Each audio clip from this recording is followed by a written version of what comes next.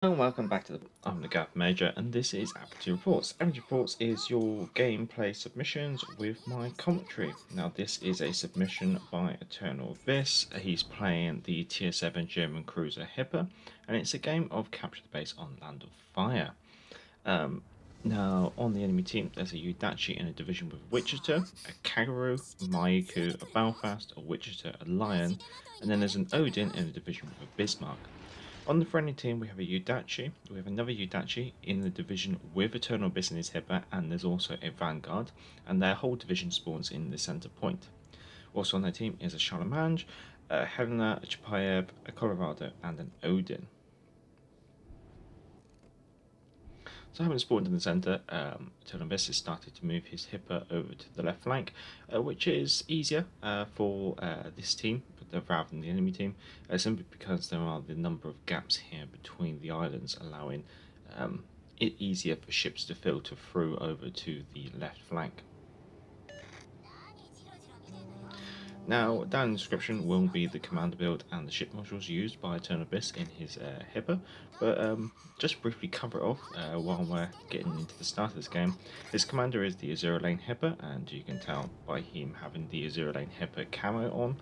And skills wise, he's gone for his Beyond Range, Igniter, Punch Through, Fixated, and Refill Station.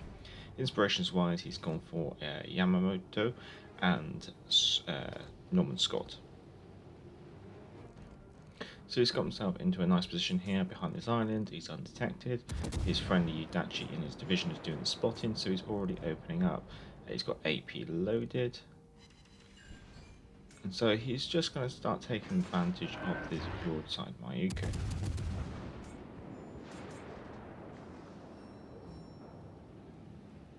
There we go, scoring himself 4 citadels. So this is where that inspiration from Yamamoto of getting the additional AP penetration actually really does help. And there we go, another citadel, first blood, and the first kill of the game. Now the friendly Udachi starts on his smoke screen here, and unfortunately does block these torpedoes that Eternal Abyss has just fired. However, the Wichita now turns on his radar, which of course will pick up Eternal Abyss and his friendly Udachi. However, he still has one torpedo launcher left on his side, so that's the nice one with the Hipper. She does have 2 torpedo launchers per side, so that means she does have a total broadside of 6 torpedoes, which is quite good.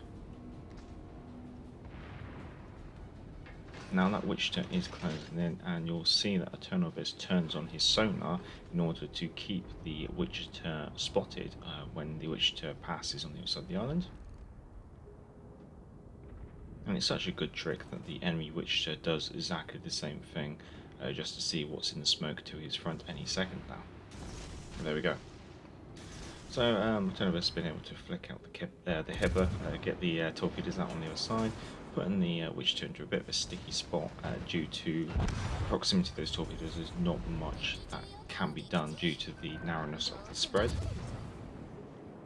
Only Wichita spotted up ahead, but there's some torpedoes, so we know the Udachi, which is literally just devastated the friendly Vanguard, is somewhere in the base. So the Udachi has kind of just given away his position. He's gone into the base. He's probably to the southwestern quarter of the base as well.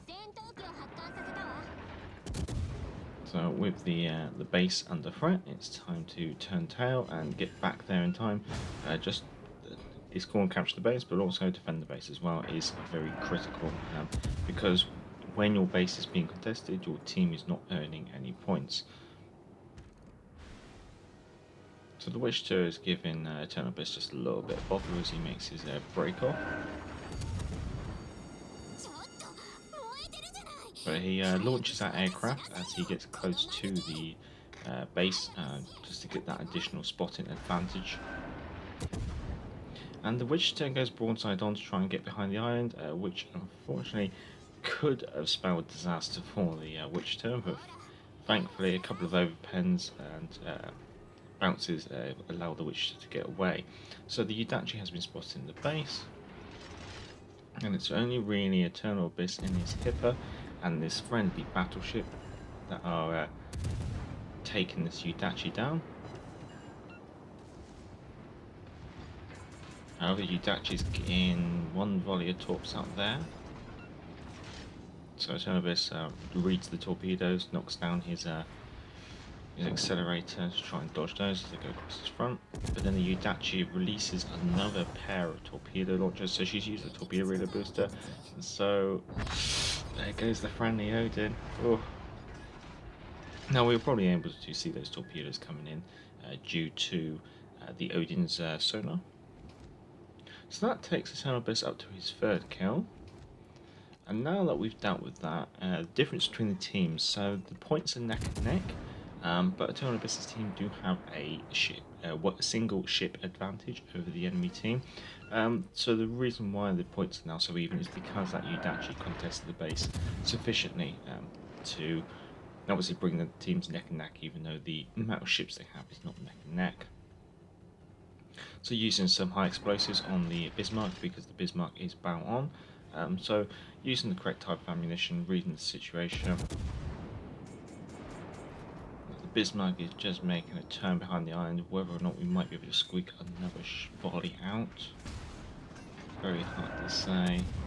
Aiming quite high on the superstructure, trying to get those penetrating hits through the main superstructure. There we go, 4 penetrating hits on the superstructure. So that's the Bismarck and the Odin on that flank, which are working together as a division. So Eternal Abyss's friendly division mate in the Yudachi is just trying to fight the good fight there. Oh, unfortunately, got tidied up by the Bismarck as the Bismarck started to close in quite dangerously. And that's one thing to remember, guys. The Bismarck does also have sonar, so be cautious with those kind of battleships. So it's a 4v4, and Eternal Abyss's team is down about nearly 50 points, but it's actually in their favour at the moment because the friendly Yudachi, the other one that was not in the division, is actually contesting the base. However, the enemy Kangaroo has just been spotted, so time for that Yudachi to run. So it's been interesting just to quickly spot what was happening down the other side of the map. So Eternal Abyss has got his port torpedoes out, swinging around just in case he needs to get his starboard torpedoes out. However, nicely polishes off the Bismarck, flooding him out after 2 torpedo hits, taking him up to 4 kills. So they still hold the single ship advantage now, and therefore the enemy team has an Odin, a Kagero, and another battleship. I'm not quite sure which one. And on the friendly team, we have the Helena, Eternal Abyss in his hipper, a Yudachi, and one of the other cruisers. I think on the enemy team, the battleships, the Lion. Oh, friendly Yudachi's gone.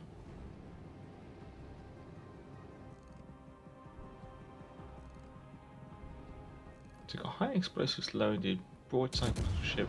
Yep, I was going to say, you could possibly chat some AP, so straight away he's loading AP, you clear the barrels and then load up the next ammunition. Earning himself a high caliber and setting a fire on the Odin as well.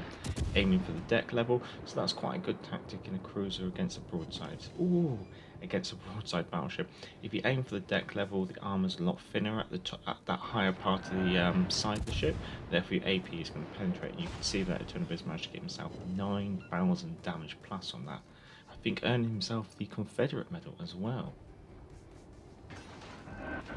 It's almost just yeah. Only 4,000 that time from the AP.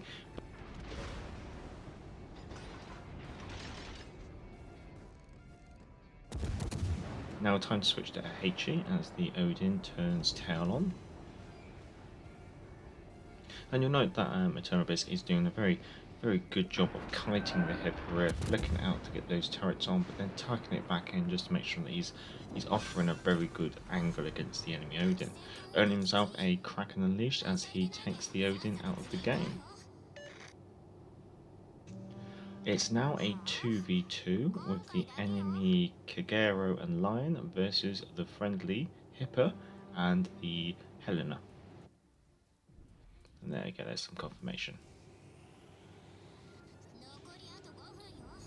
Now those torpedoes, they are not from the Odin. Kagero's definitely nearby. Hence we're spotted, I guess you could say.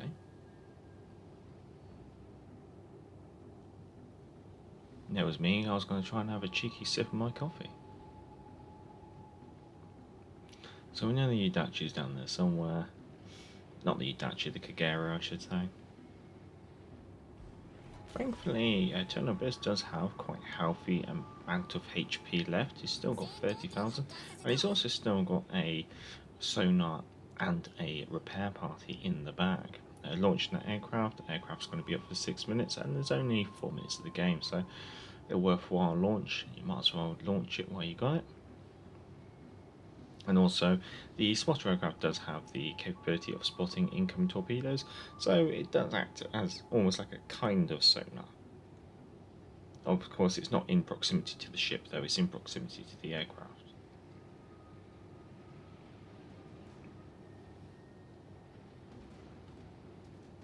Now, there's always a big question of where the enemy line's gone, whether he's gone. Oh, there he is. Because there was always a potential for the line to actually head back to the base. So we are tucking in the Hippo against the enemy lion. The lion does have a lot of guns on board, so that you see that lion swing out to bring all the turrets on board, you want to be tucking in because potentially you're looking at 16 AP shells come flying at you. All the Kagero's torpedoes, we're going to have to react to that, so we're going to have to start turning in. But this is a dangerous situation because now, in order to avoid those torpedoes, you're having to stick yourself broadside onto that battleship and ow! There goes a lot of the HP that we were just talking about. There's the Kagero, she's full health, so that's about 15,000 HP. The way you can tell is usually a single bar on the HP counter for every ship is about 5,000 HP, give or take. Obviously it does round up or rounds down that last segment of the HP. So potentially that Kagero could have anything between 12,500 HP and 14,000 and something HP. But no, not 14,000. I want to say like 17,400.